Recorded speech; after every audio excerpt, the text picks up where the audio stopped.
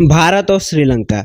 दक्षिण एशिया के अधिकांश छोटे पड़ोसी देश भारत के सांस्कृतिक विस्तार के रूप में दिखाई देते हैं, क्योंकि श्रीलंका का बौद्ध धर्म और बहुमत जनसंख्या सिंगली भाषी है, जो भारत से जुड़े हुए हैं, तथा श्रीलंका के अल्पसंख्यक तमिल भाषी का भी भारत में सीधा जुड़ाव है। राष्ट्र निर्माण श्रीलंका के लिए एक बड़ी चुनौती बनकर उभरी, क्योंकि सिंहला बहुमतवाद के कारण तमिल समुदाय के साथ जानबूझकर भेदभाव किया गया। श्रीलंका की सिंगली तमिल संघर्ष के कारण भारत सीधा प्रभावित हो गया, क्योंकि तमिलनाडु की तमिल आबादी के द्वारा भारत सरकार पर यह दबाव पाया गया कि वे श्रीलंका के साथ संबंध समाप्त करें। और आज भी तमिलनाडु के क्षेत्रीय दल डीएमके एआईएडीएमके भारत श्रीलंका संबंधों का विरोध करते हैं और उनके अनुसार श्रीलंका तमिलों का उत्पीड़न कर रहा है और मछुआरों के विरुद्ध हिंसा का प्रयोग करता है।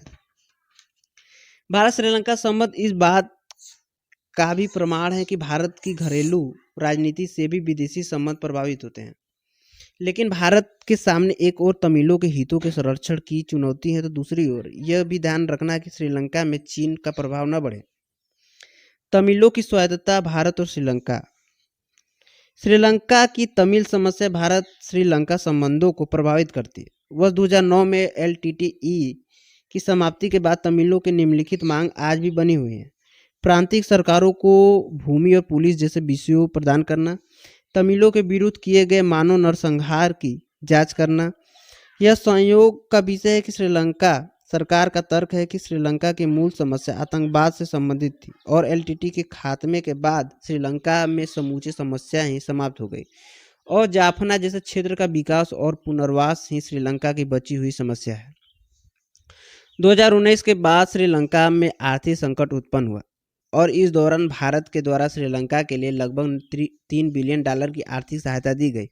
अतः भारत ने सॉफ्ट पावर का प्रयोग करते हुए श्रीलंका में अपने हितों को संरक्षित किया।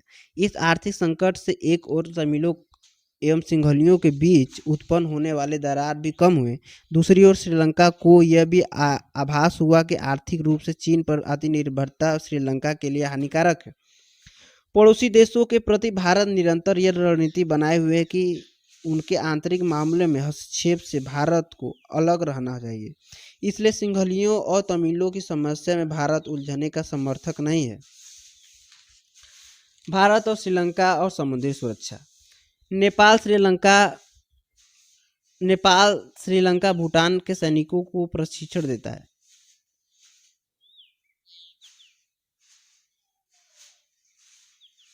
भारत, श्रीलंका और मालदीव भारत के समुद्री पड़ोसी हैं, जिसके साथ समुद्री सुरक्षा का मुद्दा सर्वाधिक महत्वपूर्ण है, जिसके अंतर्गत हिंद महासागर में इन देशों के कोस्टल सर्विलांस को बनाए रखना, समुद्री पेट्रोलिंग, हथियारों और अवैध नशीली दवाओं की तस्करी को प्रतिबंधित करना, आपदा प्रबंधन के क्षेत्र में सहयोग, क्योंकि वह 2004 में आने वाली सुनामी के कारण भारत के द्वारा मालदीव को आर्थिक व मानवीय सहायता दी गई थी। सुरक्षा के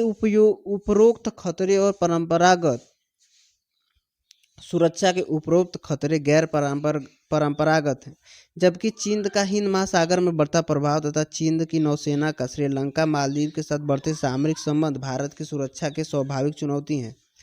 श्रीलंका पड़ोसी से बढ़कर हिंद महासागर के प्रमुख समुद्री संचार मार्ग पर स्थित एक राज्य है, जिससे भारत और श्रीलंका की सुरक्षा के खतरे भी साझे हो जाते हैं। और एलटीटी की समाप्ति के बाद भारत सरकार श्रीलंका के लिए सैन्य सामग्री का निर्यात भी कर रही है तथा भारत श्रीलंका के बीच समुद्री सुरक्षा के मुद्दे पर साझे सैन्य अभ्यास भी होते हैं। मछुआरों का विवाद। राज्यों के बीच विवाद के मूल कारण अविश्वास एवं सुरक्षा प्रतिरक्षण में विद्यमान भिन्नता है, मतलब देखने के तरीकों में भिन्नता है। श्रीलंका को भारत के प्रति अविश्वास होता है, क्योंकि श्रीलंकाई सरकार को यह प्रतीत होता है कि भारत तमिलों का समर्थक है और श्रीलंका मछुआरों को भी अपनी सुरक्षा के लिए खतरा मानता है और इसलिए मछुआरों के विरुद्ध हिंसा का प्रयोग किया जाता है। जबकि भारत सरकार को श्रीलंका के प्रति सुरक्षा चुनौती इसलिए उत्पन्न होती है कि श्रीलंका चीन के साथ सामरिक संबंध प्रगाढ़ करने का प्रयास कर रहा है और बार बार श्रीलंका के कोलंबो और हेम्बनटोटा पत्तन पर चीनी सैन्य जहाज जासूसी और अनुसंधान के बहाने श्रीलंका के तटों पर आने का प्रयास करते हैं। मछुआरों के नाम पर श्रीलंका की घरेलू राजनीति में सिंघला राष्ट्रवाद को बढ़ावा दिया है, जबकि भारत की घरेलू राजनीति भी श्रीलंका के साथ और मछुआरों की समस्या को प्रभावित करती है, क्योंकि तमिलनाडु में रहने वाले तमिलों के द्वारा भारत श्रीलंका संबंधों का विरोध किया जाता है। संघ सरकार पर दबाव का प्रयोग किया जाता है। भारत के छोटे पड़ोसी देशों के साथ भारत के विरुद्ध ही राष्ट्रवाद का विकास होता है। भारत के छोटे पड़ोसी देशों में भारत के विरुद्ध ही राष्ट्रवाद का विकास होता है और श्रीलंका भारत विरोध के नाम पर अपनी सिंघली और तमिलों के बीच संघर्ष को भी पीछे करना चाहता है। भारत का मानना है कि मछुआरों का मुद्दा आजीविका से जुड़ा हुआ विषय है, इसलिए मछुआरों पर बल प्रयोग न किया जाए।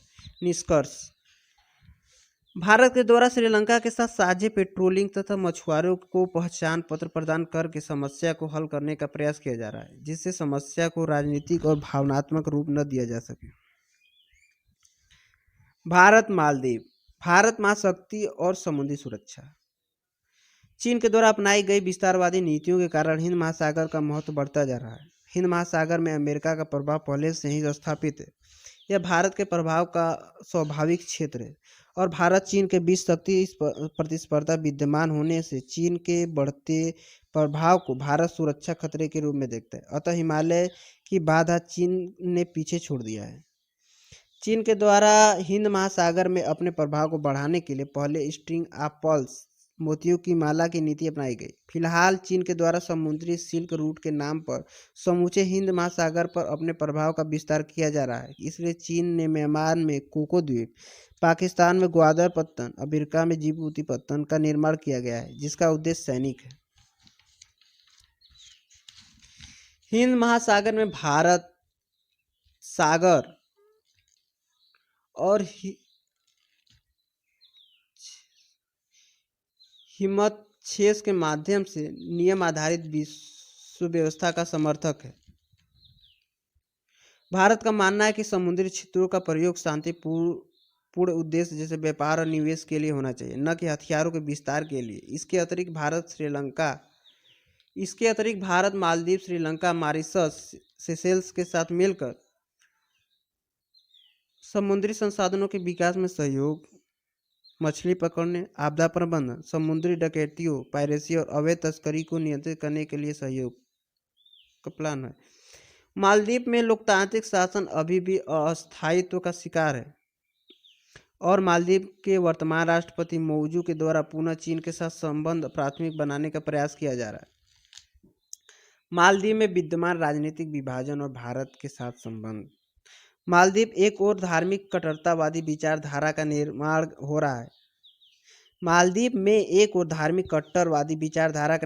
रहा है। जो पाकिस्तान से प्रभावित है। इसलिए मालदीव के राष्ट्रपति चुनाव में भारत विरोधी एजेंडा हावी रहा है और मौजू के द्वारा अपनी पहली विदेश यात्रा के लिए तुर्की का चयन किया गया और उन्होंने मालदीव में तैनात भारतीय सैनिकों के आदेश भी दिए, जिससे यह कयास लगाना स्वाभाविक था कि मालदीव का झुकाव चीन की ओर हो रहा है। मालदीव का परिवर्तित दृष्टिकोण। वास्तविक रूप में भारत मालदीव के हित एक दूसरे के पूरक है, क्योंकि मालदीव की अर्थव्यवस्था पर्यटन पर आधारित है, जबकि मालदीव में सर्वाधिक पर्यटन भारतीय हैं। और जैसे भारतीय सरकार के द्वारा लक्षद्वीप को एक वैकल्पिक पर्यटन स्थल के रूप में प्रस्तुत किया गया, मालदीव का दृष्टिकोण रक्षात्मक हो गया और अक्टूबर 2024 में मालदीव के राष्ट्रपति ने भारत की यात्रा की और भारत के द्वारा मालदीव में एयरपोर्ट का विकास किया जाएगा। मालदीव को आर्थिक संकट से बचाने के लिए भारत में $50 मिलियन की आर्थिक सहायता भी दी जाएगी। भारत ने 50 मिलियन की आर्थिक सहायता भी दी।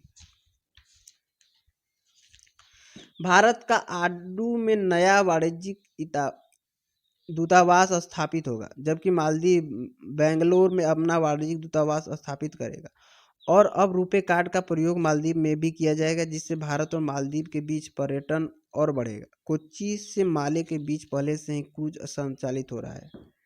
निष्कर्ष: भारत छोटे पड़ोसी देशों के साथ अपेक्षा करता है कि वे इंडिया फर्स्ट की नीति अपनाएं, जबकि भारत पहले से ही पड़ोसी पहले की नीति अपना रहा है।